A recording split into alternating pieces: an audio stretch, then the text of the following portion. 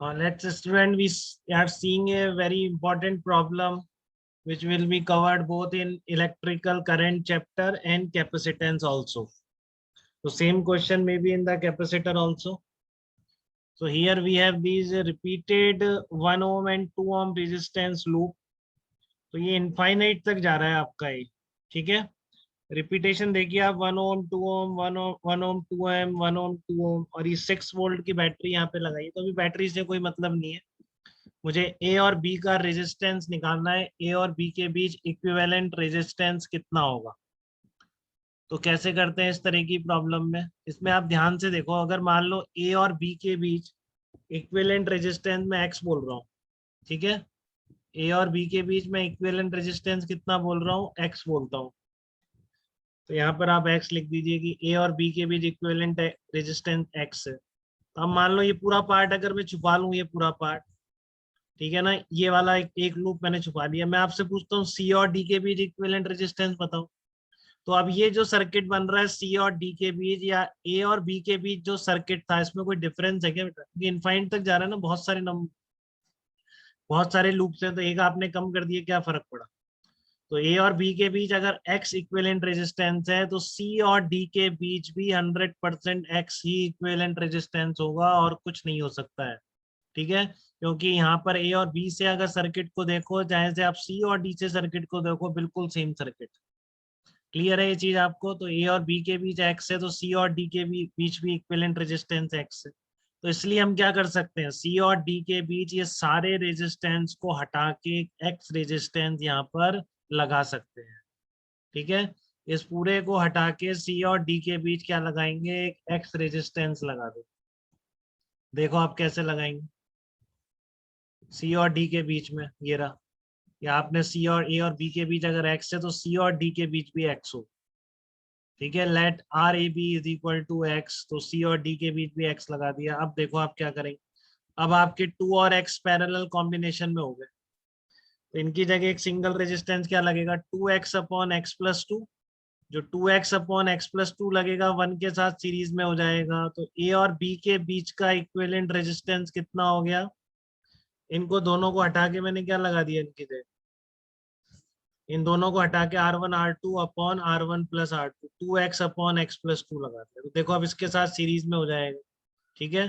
तो कितना हो गया, 1 plus 2x upon x plus two. A और बी का इक्विवेलेंट रेजिस्टेंस है, वो ऑलरेडी आपने एक्स ही मान रखा है, ठीक है। तो यहाँ से आपकी इस तरह की एक क्वाड्रेटिक इक्वेशन बन जाएगी बेटा। इस तरह की क्वाड्रेटिक इक्वेशन यहाँ पर बन जाएगी, तो आप इसको सॉल्व कर लेंगे, तो आंसर नेगेटिव नहीं हो सकता है इक्विवेलेंट रेजिस्टेंस, तो आपका आंसर कितना हो जाएगा, 2 हो जाएगा। तो ये एक तरह से वन टाइप की प्रॉब्लम थी इनफाइनाइट लैडर में। इनफाइनाइट लैडर में एक तरह की प्रॉब्लम और देखने को मिल सकती है आपको, देखिए कि ये है आपका R1 R2 इस तरह का है, ठीक है। और यहाँ पर अब रिपीट R1 R2 नहीं हो रहा, नहीं तो पहले वाली प्रॉब्लम बन जाएगी अगर ये R1 R2 ही होते। यहाँ पर क्या हो रहा है, कुछ टाइम्स के टाइम्स हो रहा है। अब ये कुछ भी हो सकता है बेटा, मैंने जनरल से बता दिया, एग्जाम में आपको 3 भी हो सकता है, फिर यहाँ पर 3 स्क्वायर भी हो सकता है, तो पहचानना है आप, ठीक है।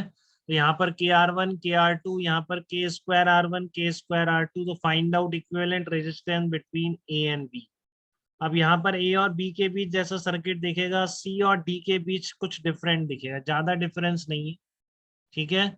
ए और बी के बीच अगर सर्किट देखें तो इस तरह का दिख रहा है। मान लो इसको छुपा देते हैं, ठीक है। अगर आप इसको आप छुपा लो, ये वाला पार्ट सी और डी के बीच में देखो, तो क्या डिफरेंस आ रहा है ए और बी के बीच में देखने में और सी और डी के बीच में देखने में। अगर ए और बी के बीच के जो यहाँ पे सारे रेजिस्टेंस है, इसमें हर रेजिस्टेंस को के आर से रिप्लेस कर दो, तो सी और डी के बीच का सर्किट मिल जाएगा। देख रहे हैं बेटा, केवल क्या करना, आर की जगह के आर आ जाएगा। देखो करो आप, इसमें पहली ले आ जाए KR1, तो KR1 KR2, फिर इसको रिप्लेस करो KR1 से, K2R1 K2R2, ठीक है। तो इसी बेसिस पर मैं एक चीज बोल सकता हूँ क्या, कि आपका ए और बी के बीच में कुछ इक्विवेलेंट रेजिस्टेंस निकाल लिया, मान लो आपने एक्स निकाल लिया, ठीक है ना। ए और बी के बीच में आपने इक्विवेलेंट रेजिस्टेंस कितना निकाल लिया, एक्स निकाल लिया। तो let R A B equal to X है आपको, ठीक है। अब आपको क्या करेंगे, तो सी और डी के बीच में आप के एक्स लगा सकते हैं क्या बेटा। अगर ए और बी के बीच का एक्स होगा, तो सी और डी के बीच क्या हो जाएगा, के एक्स हो जाएगा। ये कैसे बोल रहा हूँ मैं, क्योंकि मान लो ए और बी के बीच जो रेजिस्टेंस आएगा उसकी डायमेंशंस तो रेजिस्टेंस वाली रहेगी, ठीक है ना। आपने ए और बी के बीच कुछ भी इक्विवेलेंट रेजिस्टेंस आएगा, मतलब R1 R2 की टर्म में आएगा, ठीक है। तो मान लो इस तरह का कुछ आएगा, जैसे R1 R2 आया और नीचे फिर R1 + R2, ओवरऑल डायमेंशन उसकी रेजिस्टेंस की रहनी चाहिए, ठीक है ना। ये भी हो सकता है कि यहाँ पर कुछ R1 R2 स्क्वायर हो जाए, ठीक है, और यहाँ पर क्या हो जाएगा, फिर नीचे भी स्क्वायर करना पड़ेगा, क्योंकि डायमेंशन तो रेजिस्टेंस की रहनी चाहिए। इस किसी भी फॉर्म में आ सकता है, यहाँ पर कोई कांस्टेंट भी लगा हुआ आ सकता है, ए और बी के बीच का रेजिस्टेंस। अब सी और डी में क्या करना है, आपको कुछ नहीं करना है, इस R1 को भी KR1 से रिप्लेस कर देंगे, ठीक है। आप R2 को भी KR2 से रिप्लेस कर देंगे, तो अपने आप सी और डी के बीच का रेजिस्टेंस मिलेगा कि नहीं, इक्विवेलेंट रेजिस्टेंस, बताइए। तो करो आप रिप्लेस, देखो मैंने एक कांस्टेंट एक ले लिया, इसको K डैश कर दो, कोई कांस्टेंट, ठीक है। अब R1 की जगह KR1 और इसकी जगह K स्क्वायर करो, K³ बन गया, नीचे क्या बना, K स्क्वायर, तो क्या बचेगा, ऊपर K बच जाएगा ना, K। तो आपका जो सी और डी के बीच का रेजिस्टेंस है, उसमें आपने क्या किया, R1 को KR1 से, R2 को KR2 से, तो क्या बचा, K, और आगे पूरा क्या बच जाएगा, वापस ये RA भी तो बच जाएगा जब कॉमन ले लोगे आप, ठीक है ना। यहाँ पर K³ बना, यहाँ पर K स्क्वायर कॉमन ले लिया आपने, तो ऊपर क्या आया, K³, नीचे क्या आया, K स्क्वायर, कट के कितना बना, K।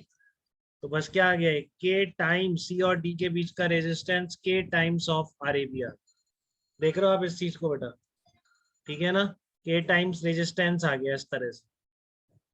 तो यहाँ तक कोई दिक्कत, तो आपने क्या करा, इसको KX से रिप्लेस कर दिया, और बस अब आप इसको क्या करेंगे, सॉल्व कर लेंगे पहले की तरह ही बिल्कुल, ठीक है ना।